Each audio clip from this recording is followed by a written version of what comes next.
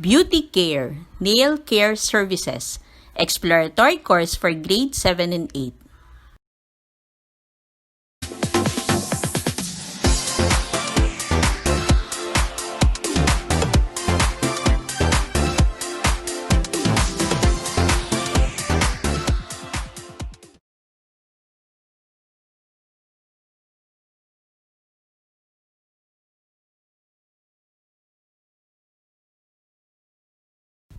Nail Care Services, Exploratory Course for Grade 7 and 8. Lesson 3. Our topic is Practice Occupational Health and Safety Procedures.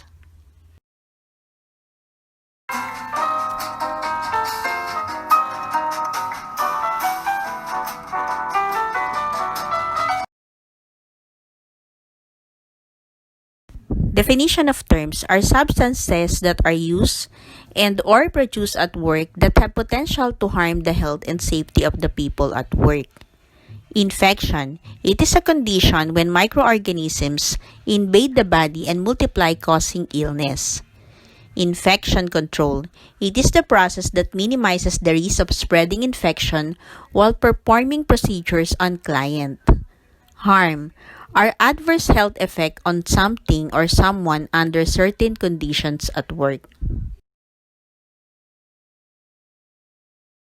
Maximal allowable concentration or MCL is a peak or maximum concentration of an airborne to which most co-workers could safely expose.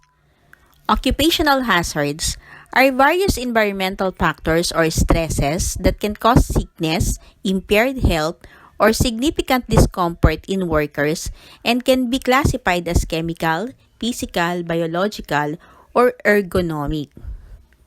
Occupational Health and Safety or OHS is a planned system of working to prevent illness and injury where you work by recognizing and identifying hazards and risks.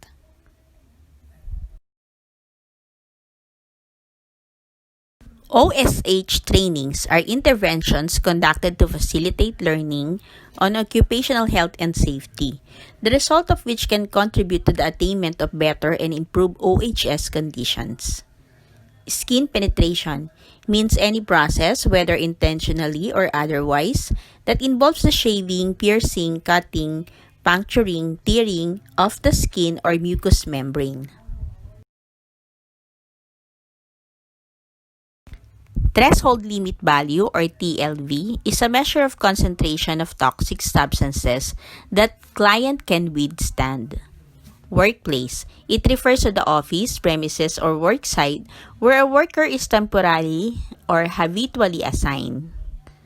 Where there is no fixed or definite workplace, the term shall include the place where the worker actually performs regular work or where he regularly reports to render service or to take an assignment. Identify hazards and risks.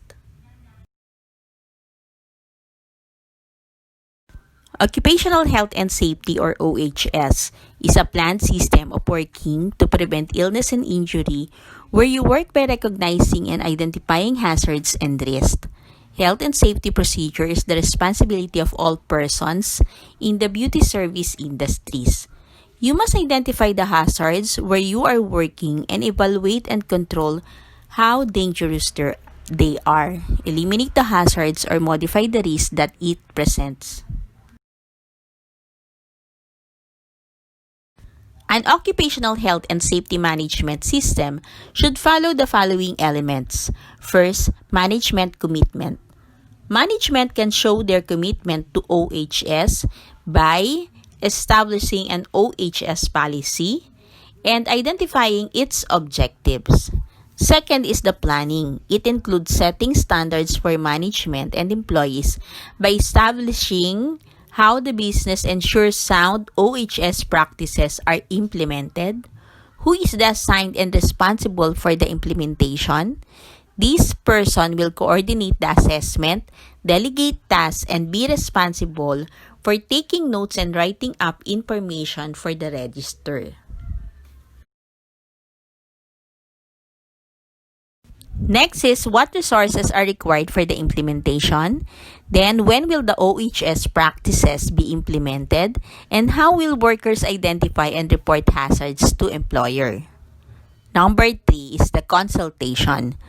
Consult and work with your employees. It is important that employees have basic understanding of what could be considered high-risk activities in the salon. There should be two-way communication where employers listen to and cooperate with employees.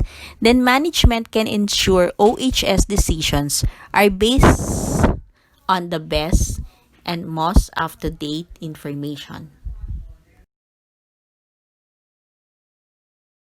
Next is the training. It is important to give the health and safety training to the new or inexperienced workers, including those that had been away from the workforce for some times. Risk management. It involves identifying the hazard present and then evaluate the risk, taking into account the existing precautions. The following are the steps of risk assessment. First, identifying hazards and risks. Second, evaluate and control hazards and risks. Third, control hazard and risk. What is hazard? It is a harm or adverse health effects on something or someone under certain conditions at work. Risk. It is the chance or probability that a person will be harmed or experience an adverse health effect if exposed to hazard. Identify hazards and risks. Identifying workplace hazards means looking for things at your workplace that have the potential to cause harm. Step 1. Identify hazards and risks. There are many hazards present at a beauty salon that deserve your attention. Use this guide as a starting point for conducting a risk assessment at your facility to correct potential hazards and keep your clients safe. Identifying hazards and risks should include the following: consulting with salon employees, conducting a worker survey, inspecting the workplace, and ensuring that information supplied by manufacturers and suppliers is regularly updated and made available to all in the workplace. Common hazards in a beauty salon. First is the electricity.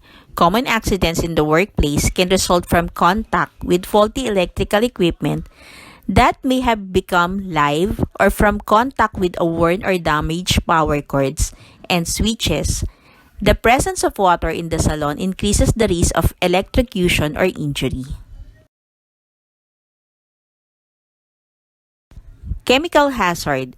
Chemicals used in the beauty salon like nail polish removers, callus removers, and acrylic powders for artificial nails are common products found in many nail salons.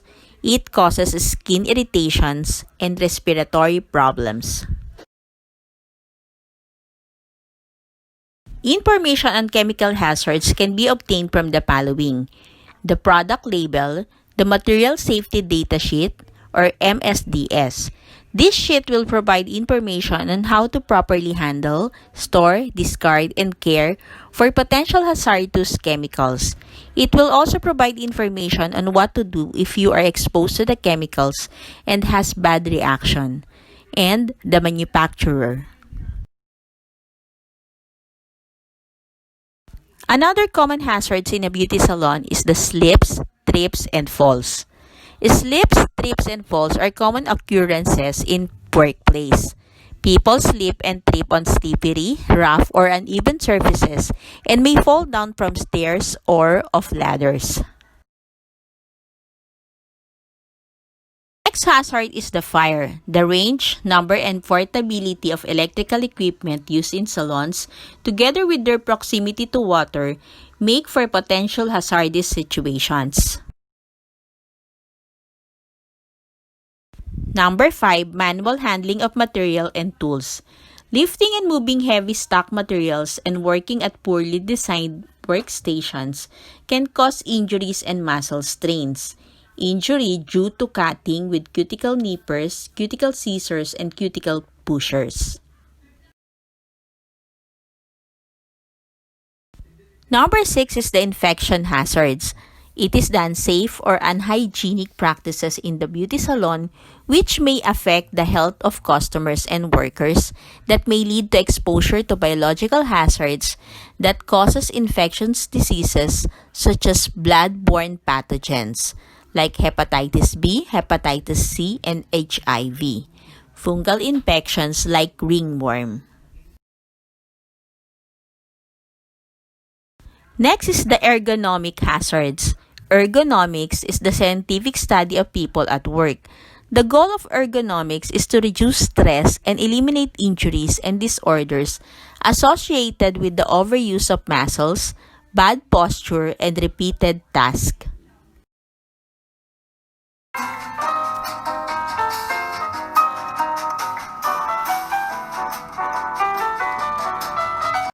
Examples of ergonomic hazards are lack of lighting, using not suitable equipment like desks and chairs, repetitive tasks, awkward grips or posture or positions, heavy, frequent, and awkward lifting, and wrist deviations.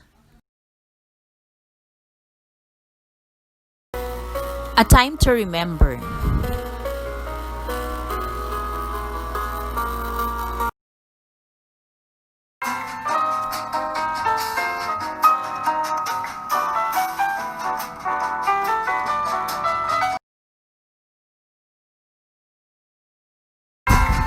This is Maylene Huliganga. Thank you for watching.